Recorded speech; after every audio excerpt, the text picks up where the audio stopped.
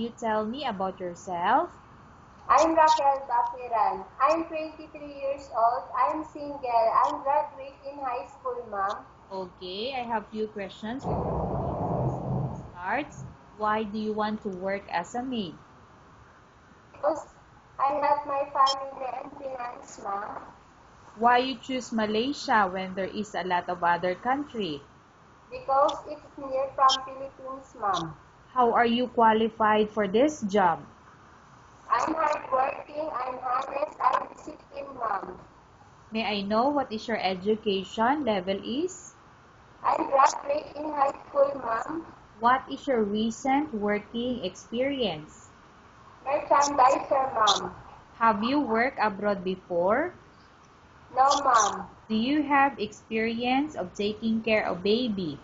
Yes, ma'am. And whose baby you are taking care of? My sister, ma'am. Sisters, let me clarify. Is it your sister or sister's baby? My sister's baby, ma'am. Okay, how about elder or older people? Do you have the experience that you take care? Yes, ma'am, my grandfather, 64 years old, ma'am. Do you have any other special skills? Yes, ma'am. Can you tell me what are those special skills do you have? Dishwashing, cleaning, cooking, ironing, cleaning, ma'am. Okay, are you willing to learn new skills? Yes, ma'am. Are you willing to work with a family where the mother-in-law or any relatives stay together? Yes, ma'am. Currently, are you still working now? No, ma'am. Do you know how to cook? Yes, ma'am. What sort of food can you cook? Filipino, ma'am. Can you give me example? What are those Filipino cuisine you can cook? Tinola, paksiw, adobo, fried, ma'am. Okay. Are you aware that you will have to do washing, cleaning, ironing, and cooking? Yes, ma'am. From all the house chores like cooking, cleaning, ironing, and washing, which do you like most? Cleaning, washing, cooking, ma'am. Okay. You are not allowed to use handphone or cell phone during working hours. Yes, ma'am. You are only allowed to use handphone or cell phone after you finish all the works and when going to bed. Yes, ma'am. You are strictly needed to surrender the handphone to your employer in the morning and your employer will return back to you once you're going to bed. Yes, ma'am. If ever your employer finds out that you're abusing of using your handphone and it's affected your work performance, your employer will confiscate your handphone and you're not allowed to hold it anymore. Instead, your employer will allow you to call to your family 3 times in a month. You're only allowed to bring normal phone and you're not allowed to bring smartphone. Are you agreed for the terms and condition? Yes, ma'am. Are you agreed to the rules and regulation for the handphone? Yes, ma'am. How many years is the contract as you agreed and understand? 2 years, ma'am. Can you describe for me your ethics or your attitude? I'm hardworking and I'm polite, ma'am. Okay. How can you assure to us that you will work hard in Malaysia? I'm hard in Malaysia because may high salary, ma'am. Okay. Can you promise not to use the telephone without the permission of your employer? Yes, ma'am. Can you promise not to put on makeup but to dress properly while work? Yes, ma'am. Can you promise not to invite friends and relatives without the consent of your employer? Yes, ma'am. Can you promise not to ask for advance salary from your employer under any circumstances? Yes, ma'am.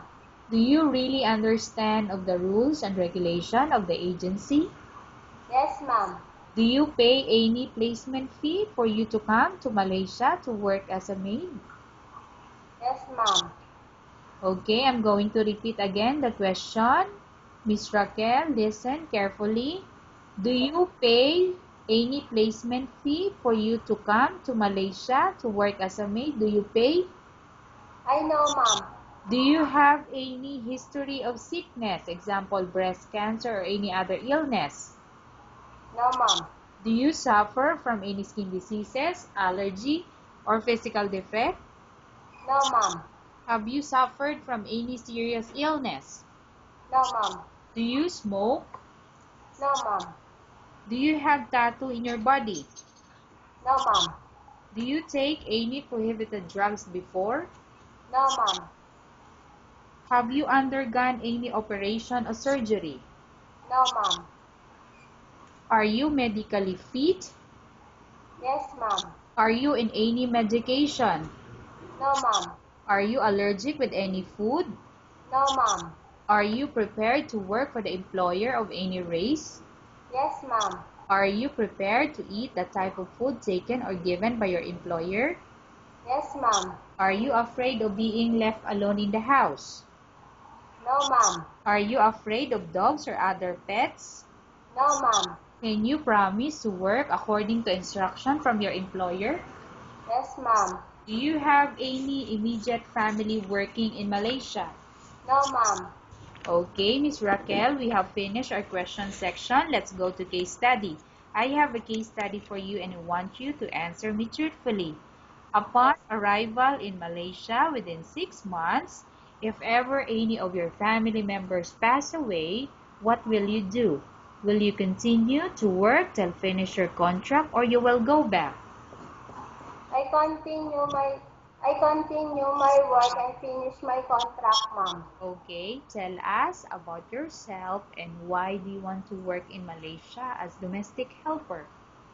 I'm honest, I'm disciplined, I'm hardworking. I want to help my family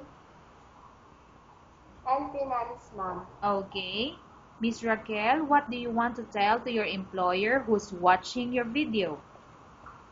Ma'am, please choose me because I'm honest and disciplined and hardworking, ma'am. Okay, thank you very much, Miss Raquel. We will update to your agency if there's any selection made to the employer. Thank you, ma'am. Okay, so